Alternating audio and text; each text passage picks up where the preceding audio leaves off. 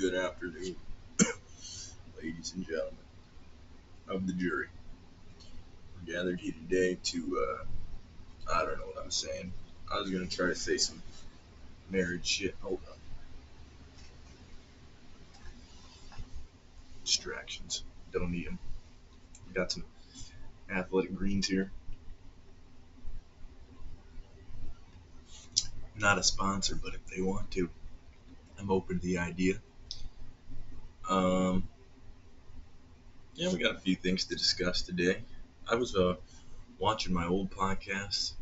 First one was pretty dog. Well, it wasn't terrible, like factual wise, or they're not really that bad. It's just they're slow and they're boring. It's just hard to listen.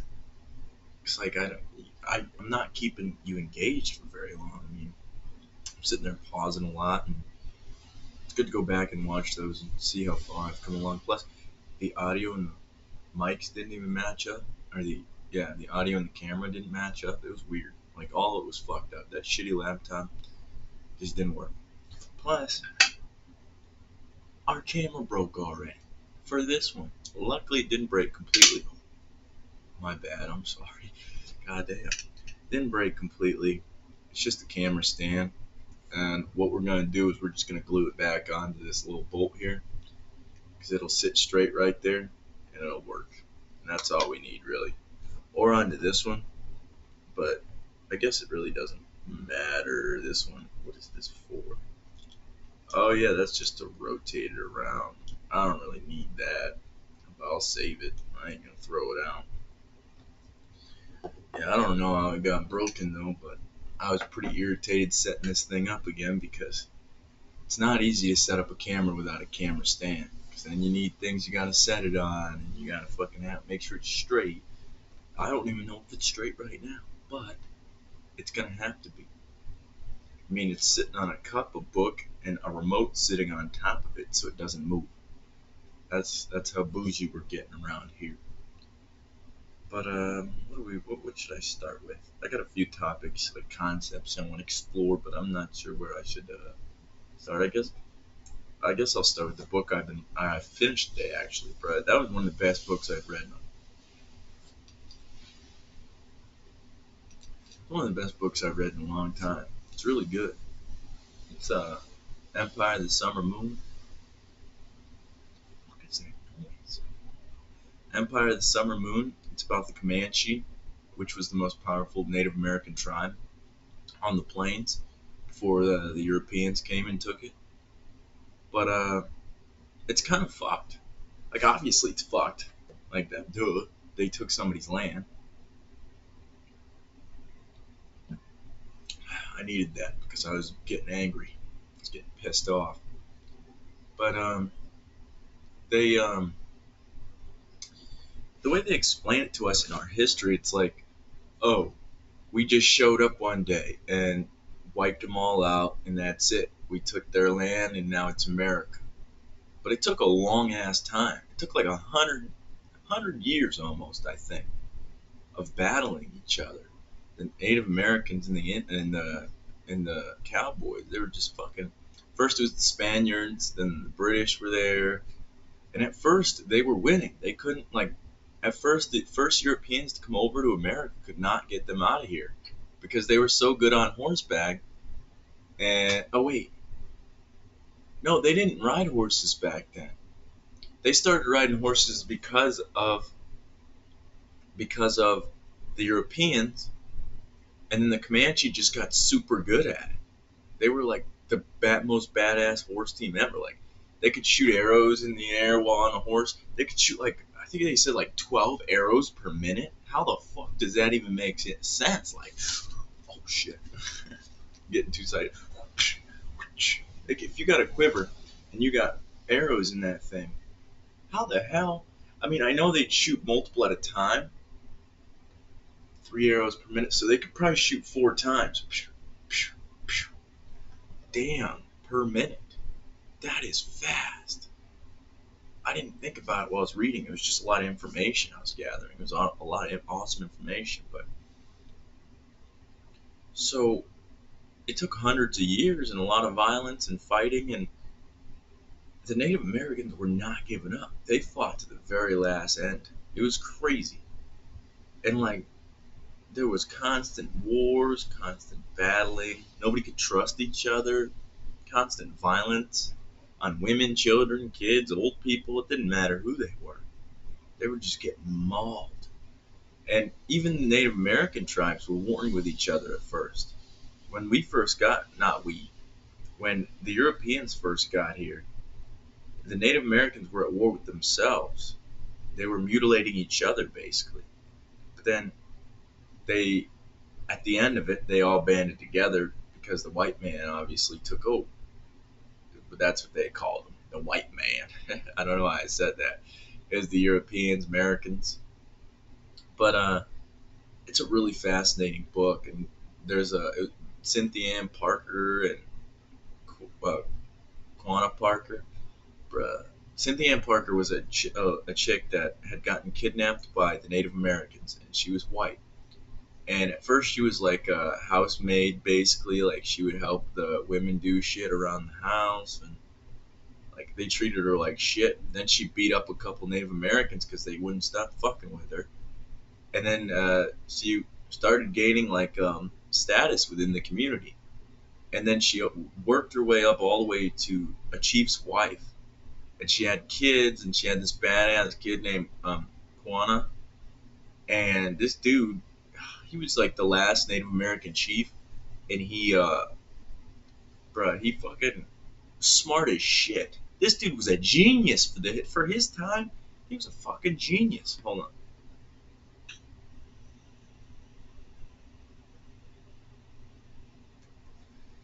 Let me buff his in.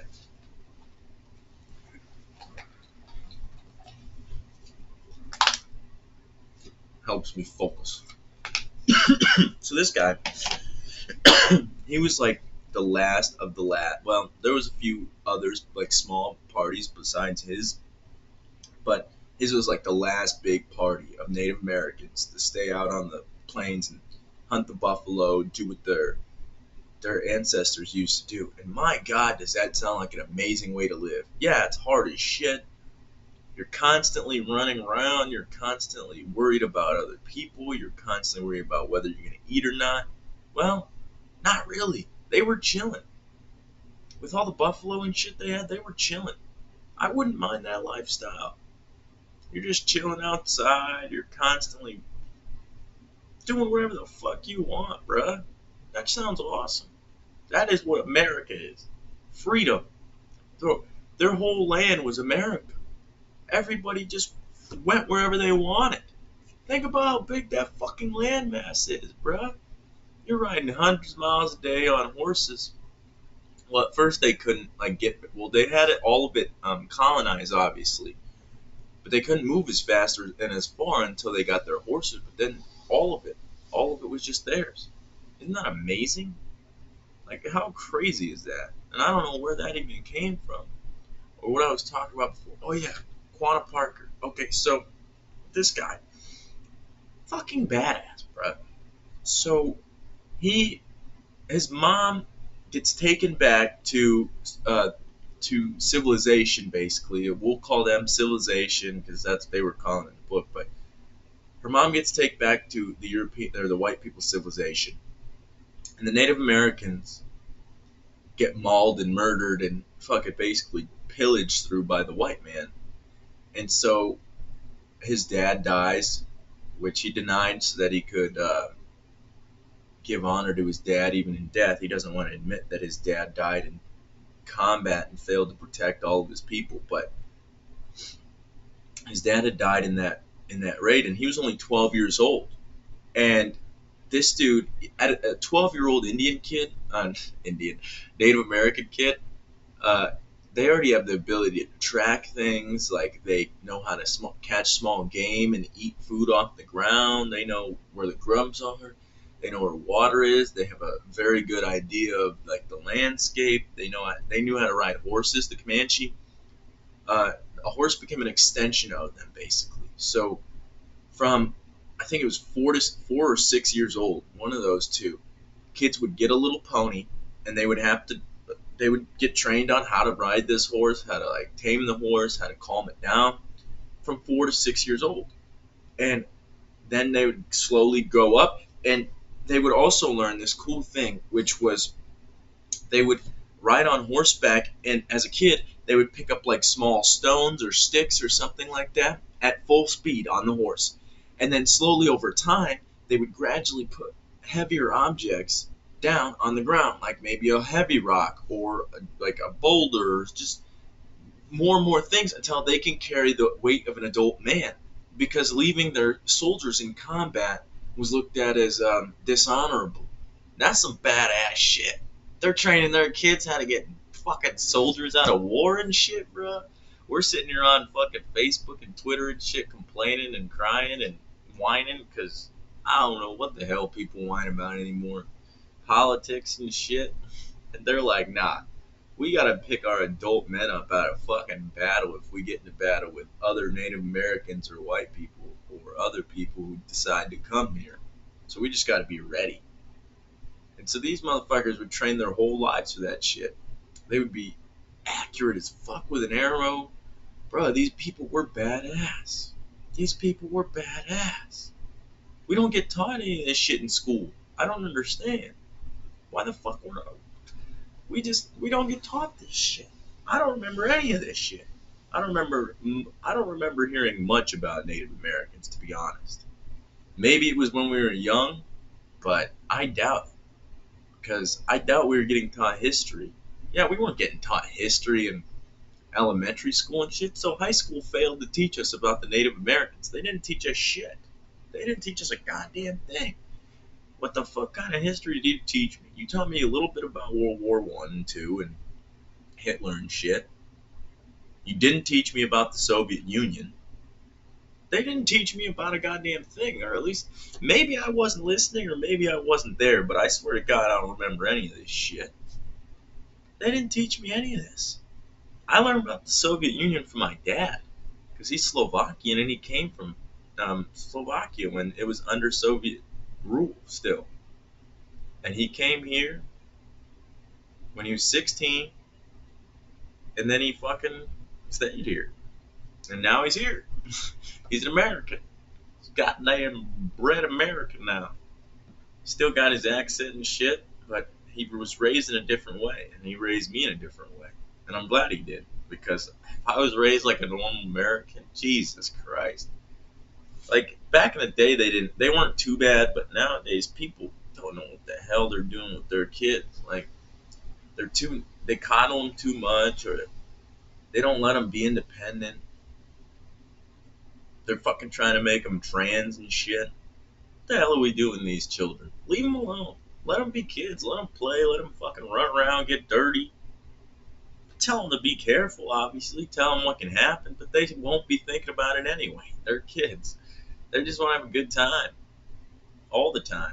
And unfortunately, sometimes it can't be that way, and that's why they throw their little temper tantrums and shit, but that's what ideally what you should be doing is just giving them the best time all the time. Because they're a kid, and that's like the best time you're going to have in your entire life is when you're a kid. Those are the most formative memories, and that's when it's most important to learn and to develop and to become a good person. And you don't want anything to disrupt you from becoming that.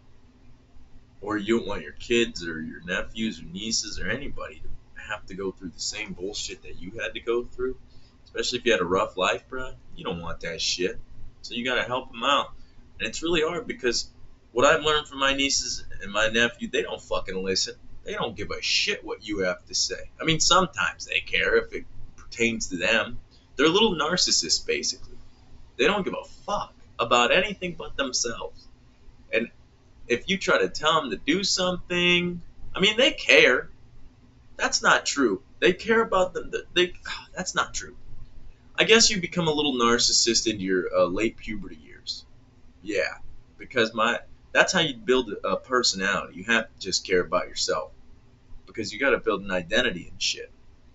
So you got to just think about, oh, what am I going to do here? You got to just think about all that shit. But I think little kids are just filled with love, but it's still the same thing. They don't care. They're doing their own thing. They're having their own fun ass time. They're trying to figure their world out.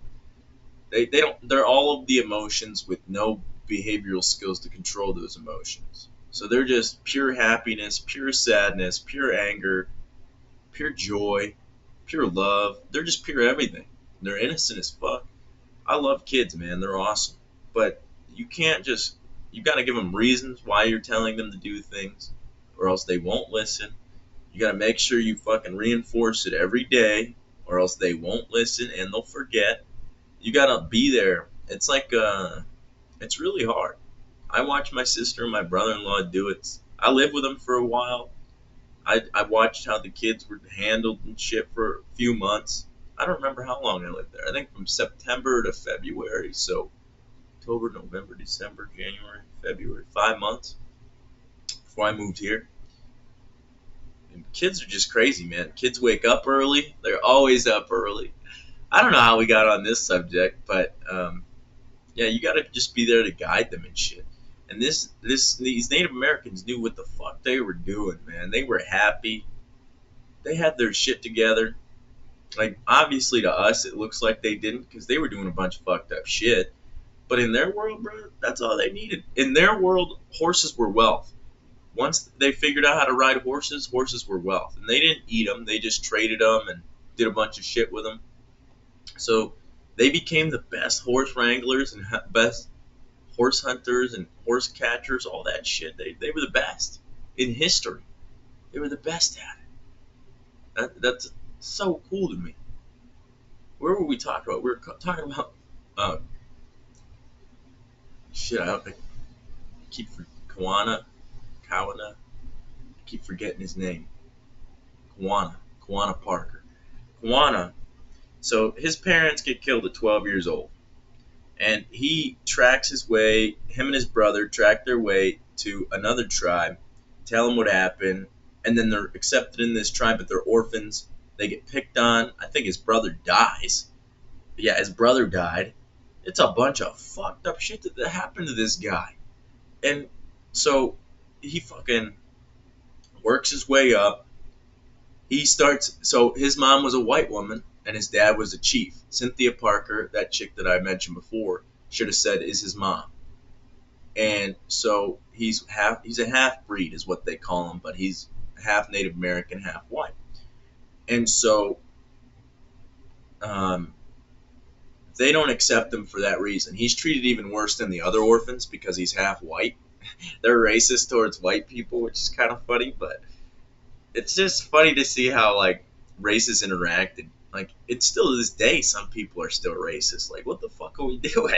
You don't realize that we're all the same at this point? Like, you're very ignorant. But so he grows up slowly, and then he becomes this big, stocky guy, and he's taller than everybody. He's stronger than everybody. He's got more like he looks completely Native American, but he has white features, so his nose isn't as big. He's like basically a white guy, but with Native American features. It's cool as shit to see, actually.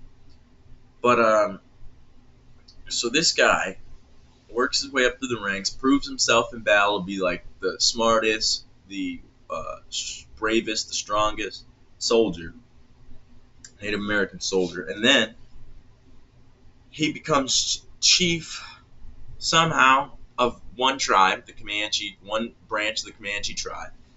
And then, so he fights like until, for like I don't even remember, his entire life till he's 27.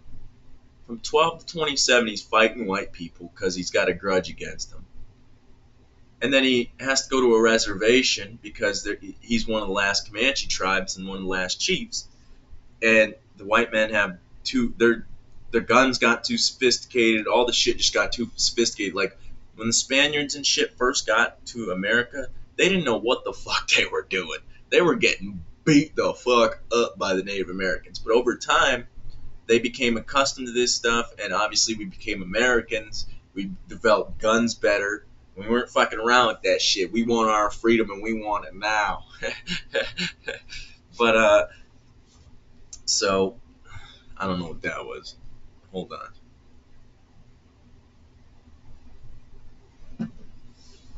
So what else happens?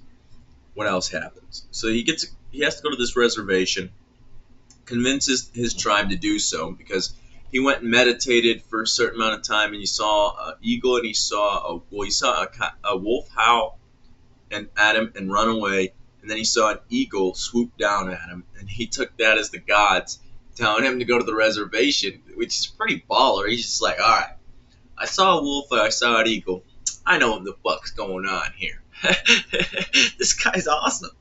But then he fucking goes to this reservation, and he's poor as shit there. They take all his horses, basically. He's got a couple wives, I think, and some kids. He's got nothing. Because all the things the government promised them on these reservations were shit. And most of them lived shitty, cheap, bullshit lives, and they were addicted to alcohol. A lot of them were fucked up. But this guy, Quanah Parker, he's like the most badass one because he just keeps going. He's got optimism, and he's like, all right, they don't want me to be my native, like, but how my ancestors lived. They don't want me to live like that. They want me to play their game, so I'll play their fucking game, and I'll be the best at it. And so this motherfucker, I don't remember what he does. I think he starts learning English. He starts wearing their clothes. He starts dressing like them and acting like them, learning manners and shit. And he starts helping them gather more Native Americans and convincing them to go into the reservations. And then there were cows, or farmers were using the reservation land for cow grazing when they weren't supposed to. It's technically illegal, but nobody was stopping them.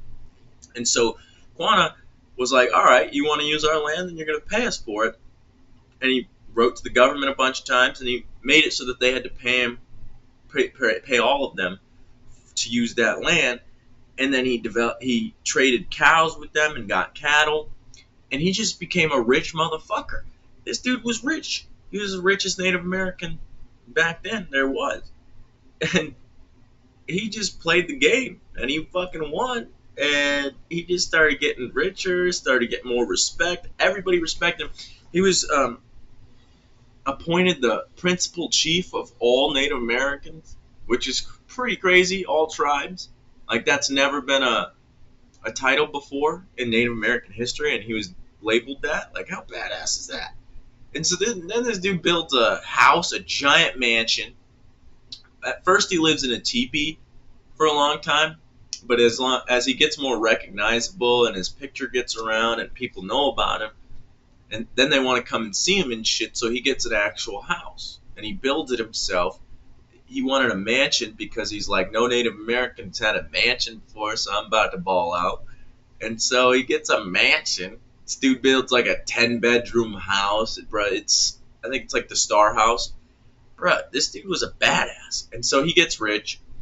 And then by the end of his life, he's poor again because the dude's just giving all his shit away. He's such a nice guy that when somebody's hungry, he feeds them. When somebody needs a place to stay, he gives them a place to stay. Whatever that anybody needed, he just helped them. He was a badass, and he got a lot of respect for it. This dude was a fucking badass. Like, he's a really respectable dude. Like, he went through the hardest shit. They forced him to become like them. He didn't want to, but they forced him after so long because he couldn't fight anymore. There wasn't enough people, and they would have murdered everybody.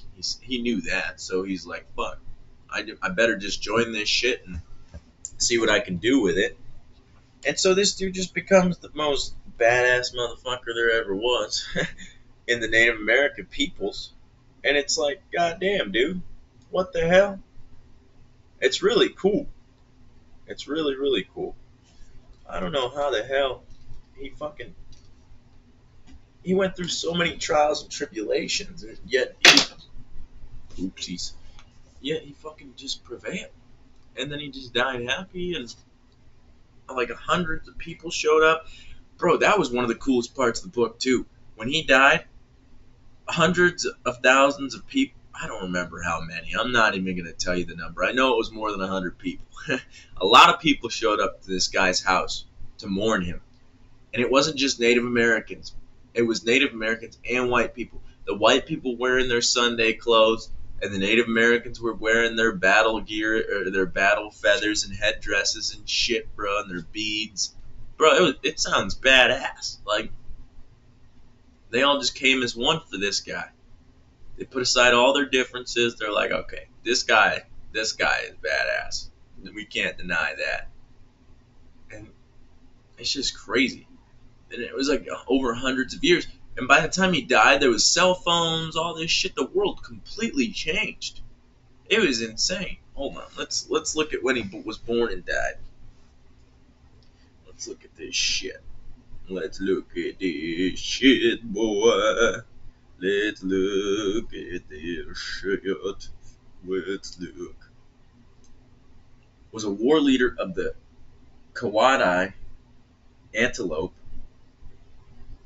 is what that means, band of the Comanche Nation. He was likely born in the Nogoni Wanderers band of Tabi Naka and grew up among the Quadis. The son of Quadi Comanche chief Petronocona and Cynthia Ann Parker, an Anglo-American who had been abducted as an 8-year-old child and assimilated into the Naki tribe. Following the apprehension of several Quai chiefs in 1871, Quanah Parker emerged as a dominant figure in the Red River War, clashing repeatedly with Colonel Randall S. Mackenzie with European Americans, which he later became friends with that guy, which is fucking badass too. They were like, he taught him manners and shit, that general.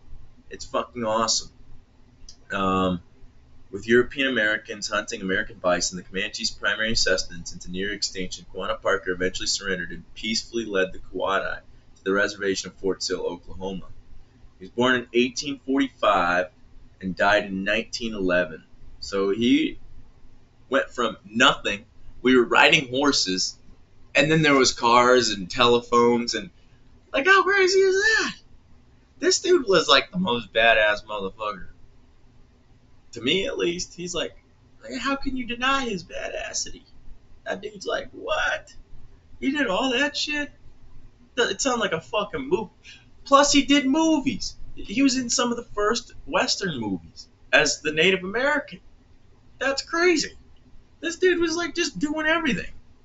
He's like, alright, I'm done killing white people. I'll join them and make myself rich in their way. Show them how the fuck to do this shit. Just becomes this badass business entrepreneur guy. Owns a giant fucking land ranch, bunch of cattle. Dude's rich. He was rich as a Comanche and he was rich as a fucking white man. This dude's a baller, dude. God damn. Through just pure will and strength and discipline and optimism. This dude just grinded his way into fucking badassity. I don't know if that's a word, but I'm going to say it. From both lifestyles. So inspirational. It's very inspirational.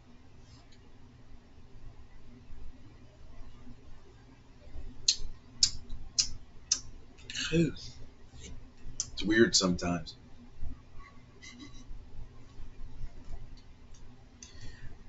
But that book is like 14 hours long. That was like a shitty description of just a little bit of it. Like, that book is amazing, all of it. Every single bit of it. It's probably the best book I've listened to in a long ass time. Empire of the Summer Moon by, let's see, who is this by?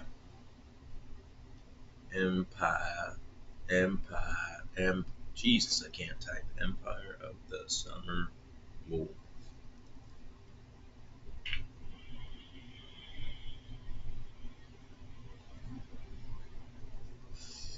S.C. Gawain. That's who it's by. I'm going to show a picture of this guy too. Don't go to fucking Wikipedia.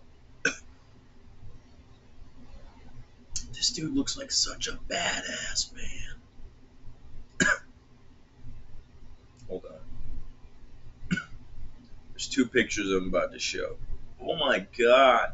There's some of these I haven't even seen yet. He looks so weird in the fucking suits and shit. That is not what you're supposed to be wearing as a Native American. But anyway. See?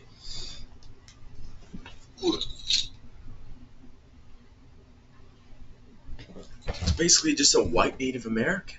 Well, white features, but a Native American. And then, so that's him in his traditional stuff. Look at this weird shit. Look what they made him do. That's not right. That's not right. But then it leads me to wonder what would happen. Hold on. Might as well get comfortable. We're gonna be here a second. It makes me wonder what it would look like if that never happened to them. And see, me and Chance were talking about this last night, and we were talking about that like another nation would come and take it over regardless, or it would end up like Mexico. Chance was pretty confident it was going to end up like Mexico. But then I was thinking about it more, and it's like, well, what if they just live like that for a while, and then,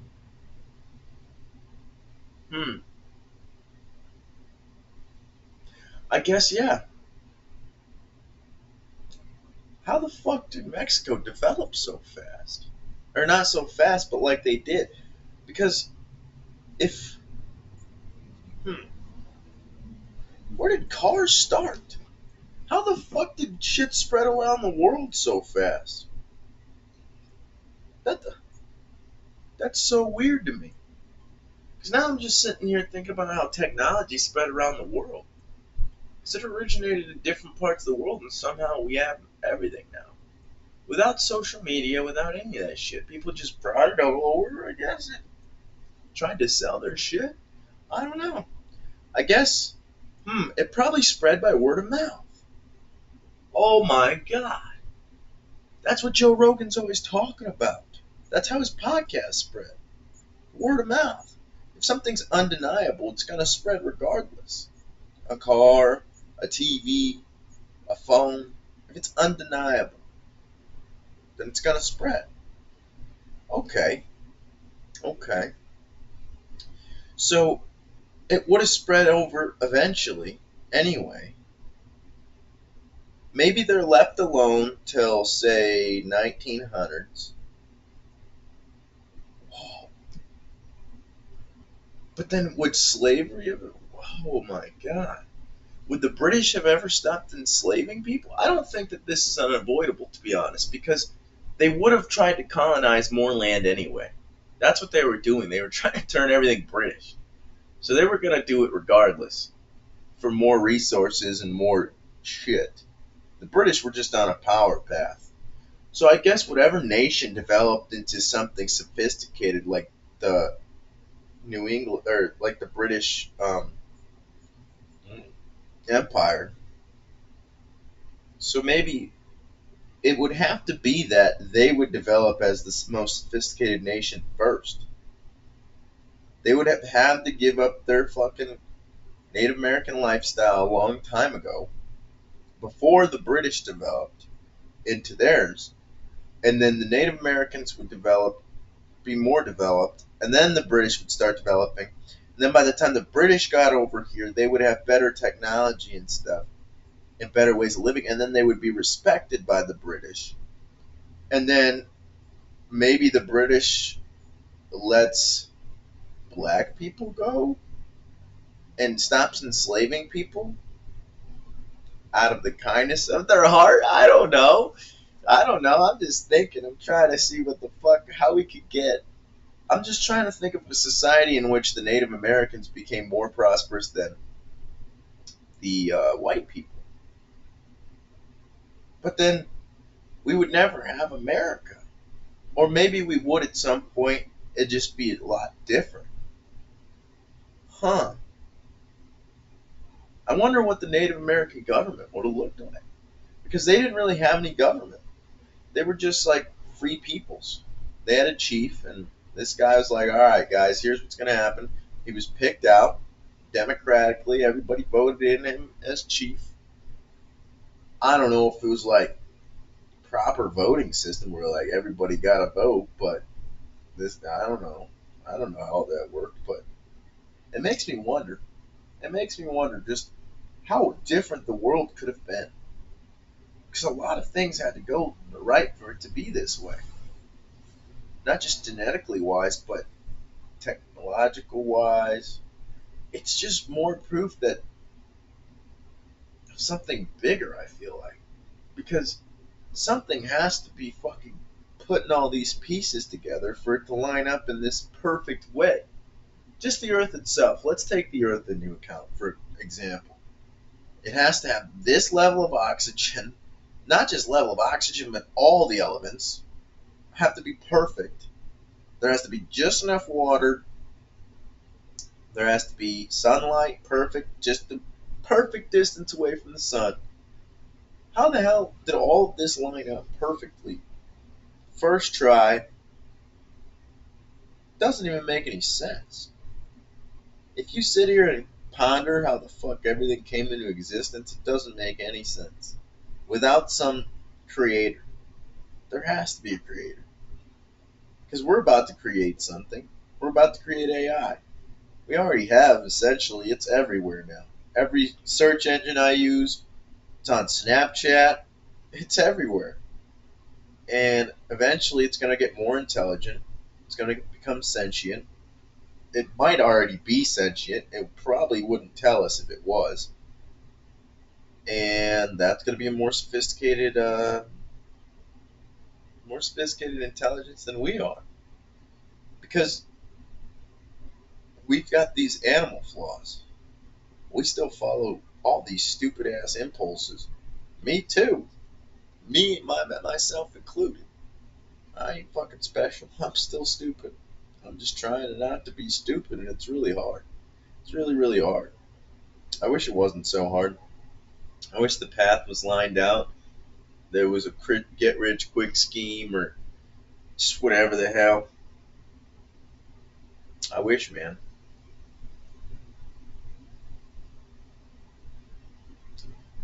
What else can we talk about? There's this. I don't want to switch the subject, and I ain't even trying to bash on this guy. But there's this guy. I ain't even gonna say his name. But him and I were building a pretty strong bond over the past few weeks, and I've been thinking about this a lot. I'm trying to figure out how I want to talk about it because I don't want to bash on the dude. I'm not trying to be negative about the situation in any way, and even I'm not. I don't have any resentment or hatred or grudges or nothing towards this guy. But so him and I were building a pretty strong friendship. We were doing shit. We were having good times together. And then I found out the other day that he lied to me about a lot of shit, and it kind of fucked me up because I don't really like liars, man. It feels very, very disrespectful and gross, and it's just very untrustworthy. I can't trust somebody that lies to me because I barely knew the dude as it was, so him lying to me right off the bat just signifies that, oh, I don't know if I can trust this guy or even if I even know this guy. I think I do, but what else has he been like lying about? And that's the thing. That's the thing with lying. You just can't trust somebody that lies. And I used to do it.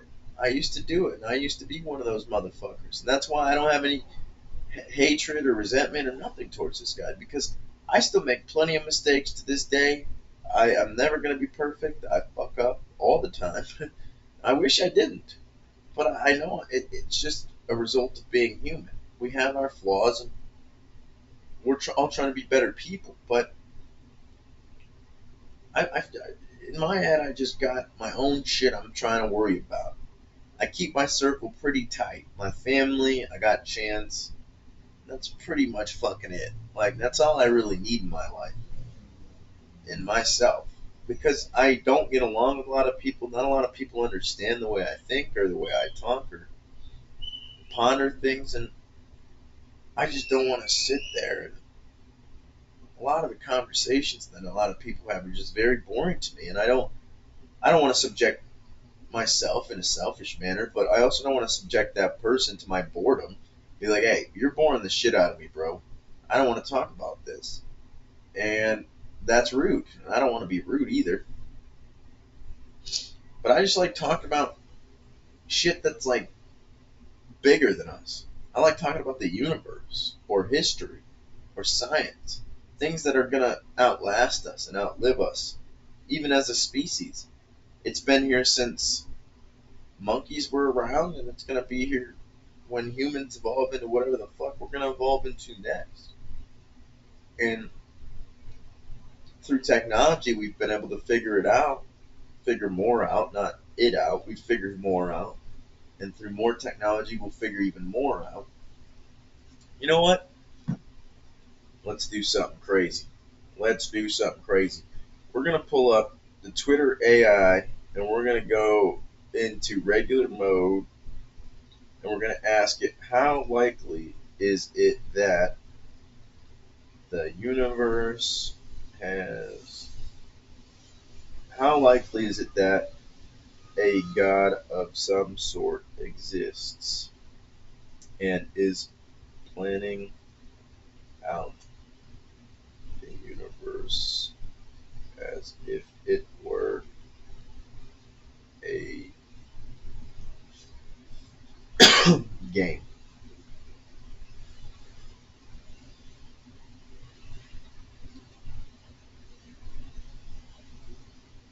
The likelihood of a god existing and playing cosmic chess master is about as high as the probability of finding a unicorn at a tea party with the Queen of England. Sure, it's not impossible, but the evidence is about as abundant as a vegan at a barbecue. Oh, that was just a joke. I didn't. I put it. Oh, it's in fun mode. I thought I put it in regular mode. Wait. All right. Copy this. Put it in the regular mode.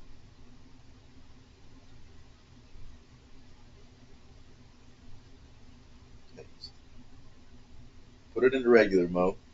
See what it gives me in regular mode. That was fun mode. I thought I switched it.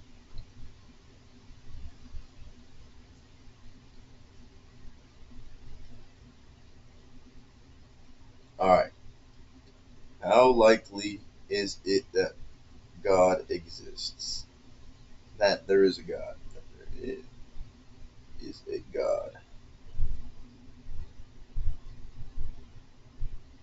The likelihood of the existence of a God is a matter of personal belief and faith. There is no definitive scientific evidence to support. It's not science. Hold on. Let's ask ChatGPT. I don't know if Twitter AI is going to be able to give us the answer we're looking for. ChatGPT. Open this mug up. How likely is it that there is a God? Sorry if this is shitty pod material. I'm really curious. The likelihood of the existence of a god or gods is a question that varies greatly depending on individual beliefs, cultural background, and philosophical perspective. It's a topic that has been debated for centuries without a definitive answer. Beliefs range from strong convictions in the existence of one or more gods to atheism, which denies the existence of any gods. Ultimately, the likelihood is subjective and deeply personal. Well, that doesn't answer my question.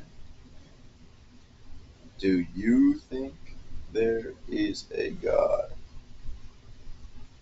And as an artificial bitch, I don't like the answers this thing's giving me.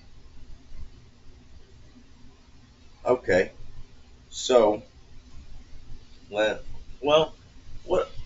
I don't know then. I thought it would give me a better answer than that. I'm sorry for wasting so much time dicking around with that thing. What the hell? It's a booba AI. I can't think about that bullshit. Is there a God or not? Tell me. You have all the internet's fucking knowledge in one place, and you're not going to tell me whether there's a God or not. God damn it! I don't like your answer. It's kind of pissing me off. What the fuck? How did I even get to that? But I just feel deeply hurt about this guy lying to me, and I'm just giving him some time. I told him that. I was going to talk to him in person, but it was just easier on text to talk to him. But I just told him I want to give him some time to become a better person. And I'm not saying I'm a good person. I'm a great person. I try to be a good person. obviously. But I'm not saying I'm a great person.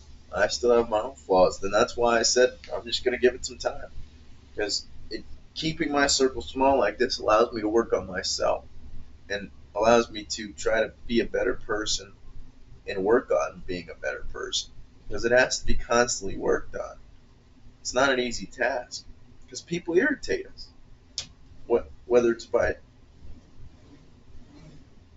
somebody's revving outside, whether it's by intentional means or by accident, some things people do irritate us. And we got to learn how to take that and not let it fuck with us into a place where we become violent or angry or just upset. It's about keeping the peace. That's why I think. That's why I like the Buddhist religion because they're always talking about just keeping peace and inner peace and joy. That's what they're looking for. And that's what I'm looking for. Just inner peace and happiness.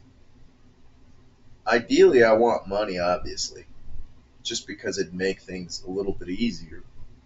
And I want to help people. But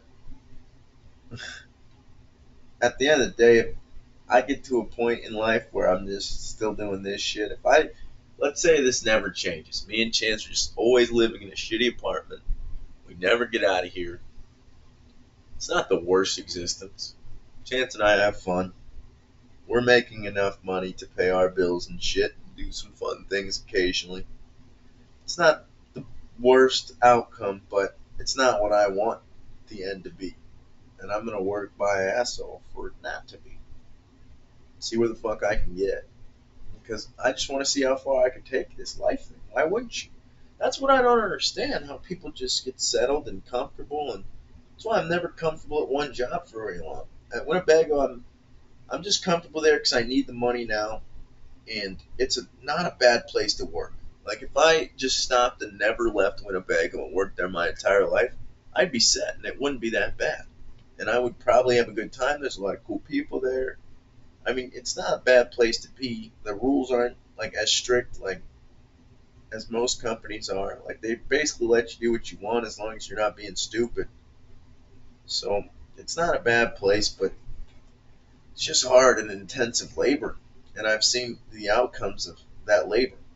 Like, people need surgery or their posture gets fucked up and then their back hurts all the time or they get fat and unhappy and overweight. And I just don't want to end up like that. I just want to be happy. I want to feel good. I want to just feel my best all the time and maximize that. That's why I like watching Joe Rogan and I gotta catch up on his podcast because I'm pretty far behind. I might start one after this actually because why the hell not? I think I'll go walk through the woods. I wasn't gonna because I'm lazy, but now I really want to. Yeah, I'll probably go through the woods. Why the hell not? I always put fucking hoodie and sweatpants on when I go through the woods and boots. Go fucking trekking. Cause if I find mushrooms or something out there, if they're edible, I grab them. But I still don't know. I'm still alive, obviously, and I knew which one. I ate two different kinds of mushrooms I picked out of the forest. Non-psychoactive, obviously. They're just edible gourmet mushrooms, or at least I thought they were. One of them definitely was. The other one, I still have no idea what it was because I googled the mushroom I thought it was again, and then I realized the bottom was completely different from the ones that I thought it was. So I don't know. I didn't die, luckily. Luckily, my body fought that shit off. Maybe it's gonna have some effects later down the line, but I don't know. We'll find out, I guess, won't we? Hopefully by then I'll have the money to take care of it. That's what I'm hoping all the time. With the amount of zins I do, the amount of shit I do with my lungs, smoking cigarettes and all that jazz, man. Hopefully by the time I'm old and gray and need all the fucking medical things that older people need, hopefully I'll fucking have the money, and hopefully technology will get to a point where it's not as bad. That's what my hopes are. That way, that's just what I'm planning on, at least. If it doesn't, then I'm just gonna die in pain. And well, I guess not. We'll find ways to manage it, if you know what I mean.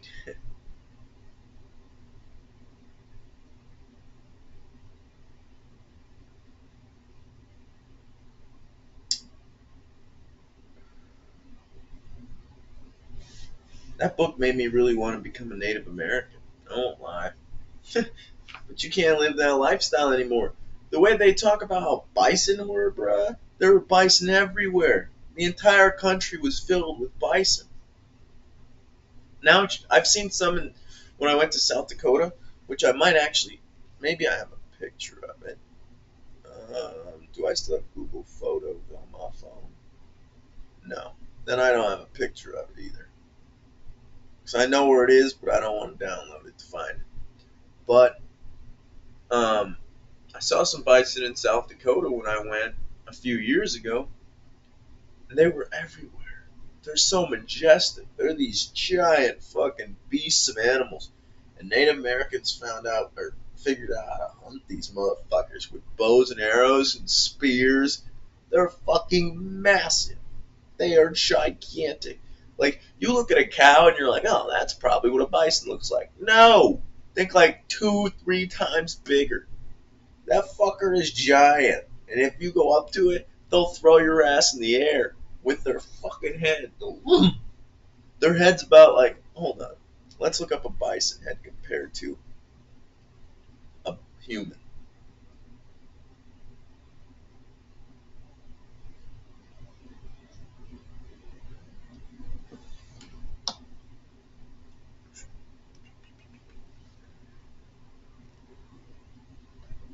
Let's look up bison head next human.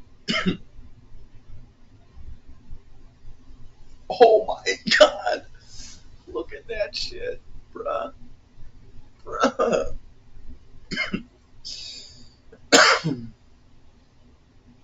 That's probably a bigger one, to be honest. But they're huge. They're massive.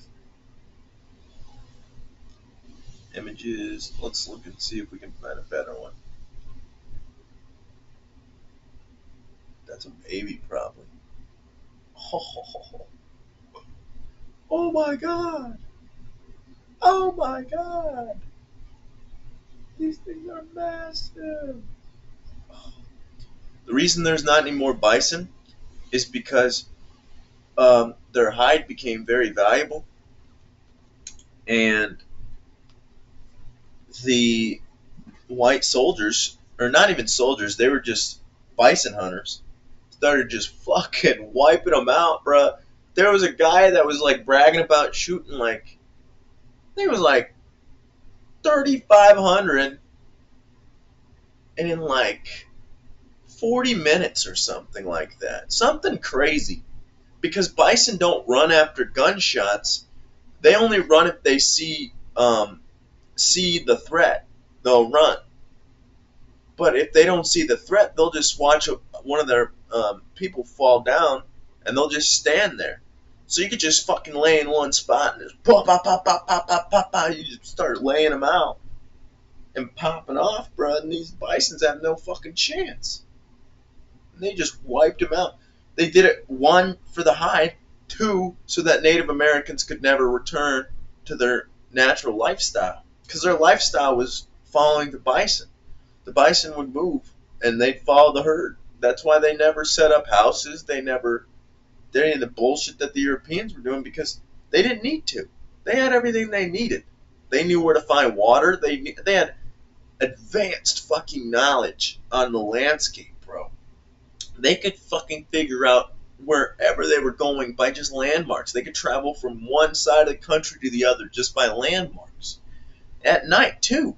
At fucking night. Through thick trees. Like, you can't think about it like how it is now. There were trees everywhere. There was no developments, no nothing. There was nothing. And they figured out how to fucking travel vast distances, find water. They knew how to get food. They knew how to survive, bruh. It was man, it'd be so cool to live that lifestyle. You don't gotta worry about work or nothing. You just worry about food and shit. That's what we need to worry about anyway. That's why we go to work. So we're not starving, so we're not homeless. But they didn't care. They built their own house. These were motherfucking badass people. These were badass people. Let's see if ChatGPT can answer that question, actually. ChatGPT, come back to me, baby. ChatGPT. All.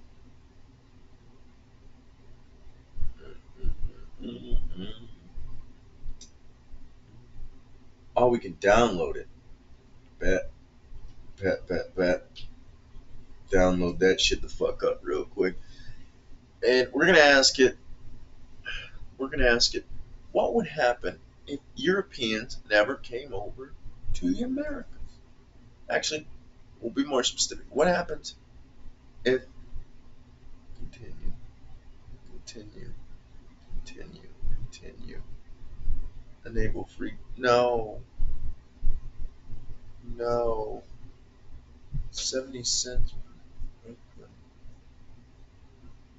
No, no way, no way. I gotta pay for it.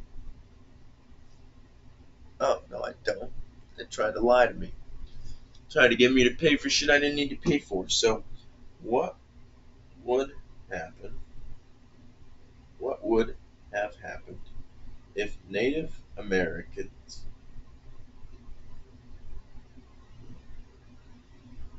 We got to proper spell all this shit. We got to lay it out. Make sure it doesn't get confused. Never got encroached upon and developed their own nation. Native Americans have never been encroached upon and had the opportunity to develop their own nation. They may have continued to thrive and maintain their traditional ways of life. They could have established their own government, economy, and social structures based on their own cultural values and beliefs. Without the influence of European colonization, Native American nations may have been able to preserve their lands, resources, and languages. They may have developed technological advancements, trade networks, and diplomatic relations with other indigenous peoples around the world. Additionally, the presence of a strong, independent Native American nation could have potentially prevented or mitigated conflicts and tensions with European settlers. This could have led to a more peaceful and cooperative relationship. That's what I was thinking. Between indigenous peoples and European colonizers, avoiding the devastating impacts of colonization, displacement, and genocide that occurred in history. Overall, if Native Americans had been able to develop their own nation without interference, they may have thrived as sovereign and self-determined communities, contributing to a more diverse and inclusive world. That's badass. That's badass. Um, let's ask, what does Africa need to become a strong nation? There are several key factors that Africa could focus on to become a strong continent. Good governance. Good governance. Africa needs strong and accountable governance systems that prioritize the well-being of its citizens, promote transparency, and combat corruption. Effective governance can help create a stable political environment that fosters economic growth and development. Economic diversification. Many African countries are heavily dependent on natural resources such as oils, minerals, and agriculture to become a strong nation. Africa should focus on diversifying its economy by investing in other sectors such as manufacturing, technology, and services. This can create more opportunities for job creation, innovation, and economic growth. Investment in education and skills development. Investing in education and skills development is crucial for building a strong competitive workforce by ensuring access to quality education and training programs. Africa can empower its people to contribute to economic development and innovation. Damn. Infrastructure development, regional integration, sustainable development. But how do we get other countries out of Africa with money as the main driving force of influence? Removing other countries' influence in Africa, particularly when money is the main driving force, can be a complex and challenging task. However, There are several strategies. There are several strategies that African nations can consider to reduce external influence and exert their sovereignty. Strengthen domestic institutions. By building strong and effective domestic institutions, African countries can enhance their capacity. But how do they do all this without stop generating? How do they do all that without food? Ensuring food security is a critical priority for African nations and essential for sustainable. It's giving all these answers, but they can't do all of it. How are they going to grow agriculture and shit? They need food, dude. All these people are fucking them up. They won't let them eat. Let them eat. Let them eat. How far in are we? We're an hour in. That's pretty dope. I want to keep going for some reason. What else can we talk about, though? Rogi had on the guy that got the first Neuralink in, and I'm probably going to watch that after because I have not seen it yet. I watched a little bit with Chance. The dude's in a wheelchair, and he can play chess on the computer with his brain, bruh. With his fucking brain. It's developing quick. It's developing so fast. And then they're going to put AI in that motherfucker. And then you're going to be able to have any answer at any time just by thinking about it. That's going to develop us into a completely different species by itself. But are we going to, does having access to unlimited knowledge, that's what I need to ask GPT right now, bruh, right now. Do you think having access to unlimited knowledge with a Neuralink like device, I spelled device wrong, and apparently Neuralink, there's no Neuralink like device, with a Neuralink like device, what was I thinking? Would in the human human skull would allow us to rise above our animal like tendencies. See what GPT says about that. It is possible that having access to unlimited knowledge through a Neuralink device could help us overcome some of our animalistic tendencies. By having immediate access to information and resources, we may be able to make more informed and rational decisions rather than acting on impulse or instinct. However, it is important to consider that human behavior is complex and influenced by many factors, so simply having access to knowledge may not completely eradicate our animalistic tendencies. It would likely require a combination of factors including education, self-awareness, and conscious effort to truly rise above our animalistic instincts. How do I become more how can I practice self-awareness? Because I wanted to learn that too. How can I practice self-awareness? Practicing self-awareness involves being mindful of your thoughts, emotions, and behaviors, and developing a deeper understanding of yourself. Here are some tips to help you cultivate self-awareness. Mindful meditation. Practice mindful meditation it's moving still. To help you become more aware of your thoughts and emotions, take time each day to sit quietly and focus on your breath, allowing thoughts to come and go without judgment. Journaling. Keep a journal to record your thoughts, feelings, and experiences. Reflect on your entries regularly to gain insight into your patterns and behaviors. Pay attention to your body. Notice physical sensations in your body, such as tension, or discomfort, or relaxation. Your body can provide valuable clues about your emotional state.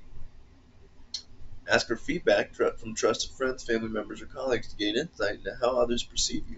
Be open to constructive criticism and use it as an opportunity for growth. Reflect on past experiences. Take time to reflect on past experiences and consider how they have shaped your beliefs, values, and behaviors. Identify patterns that may be holding you back or causing you distress. Practice self-compassion. Be kind and gentle with yourself as you explore your inner world. Self-awareness is a journey, and it's important to treat yourself with understanding and acceptance. By incorporating these practices into your daily routine, you can deepen your self-awareness and gain a better understanding of yourself. This increased awareness can help you make more conscious choices and lead a more fulfilling and authentic life. That's what we're all trying to do, right? To live a fulfilling and authentic life that feels good and it feels right. It feels goddamn American, free, and where am I putting this? I don't like that it's in frame for some reason. So I'm putting it over there. I smell bad. What time is it actually? Oh shit. It's already 4:40. Goddamn. Well, I'm probably gonna end this thing because Cheese is gonna be home soon. And I need a shower and shit and I smell bad. Alright, let's see if we can end this thing.